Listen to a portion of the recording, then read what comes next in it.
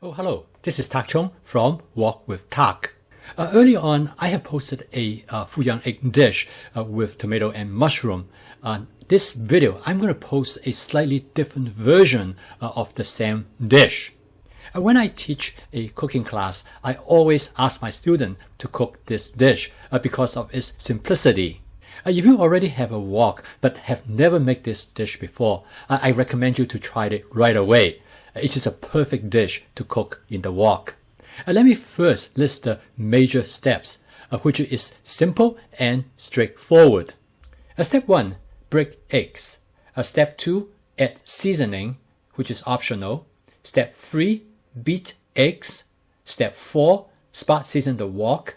Step 5, add minced garlic. Step 6, stir fry eggs. Step 7, add tomatoes. Step 8, add chopped scallions. Step 9, fold egg. Step 10, add oyster sauce. This dish is so quick and it only takes 2.5 minutes to cook. For this demonstration, I'm going to use 6 eggs. I'm making this dish as a side dish for 4 people. I want to use this opportunity to demonstrate the use of my masala dabba, an Indian spice box. You can skip this step and use whatever seasoning you would like, or just simply salt and pepper. This masala dabba contains my basic seasonings for everyday use. Please see my video on the composition of these basic seasonings.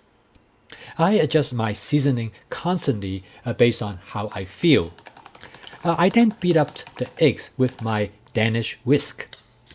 I then add 1 tablespoon of minced garlic to an emulser like cast iron wok that I have spot seasoned with 2 tablespoons of canola oil.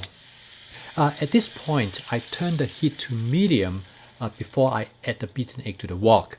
It is important not to burn the egg in order to keep it soft. Here, why the wok is perfect for cooking this dish, I use the wok spatula to push the cooked egg to the center of the wok, allowing the uncooked egg to flow into the bottom of the wok. The slope of the wok makes this process possible. The wok must be well seasoned in order for the egg to flow freely. Therefore, a spot seasoning in the beginning is essential for this dish to be cooked successfully.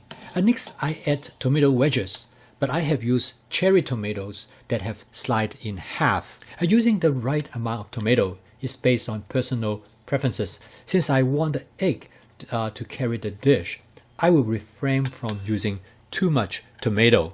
To provide flavor and texture, I add scallion, which is optional. With the egg still remains fluid in the center, I folded the cooked egg repeatedly as well as gently over the tomatoes and scallions. Nothing sticks to the wok, an indication that the wok is well seasoned.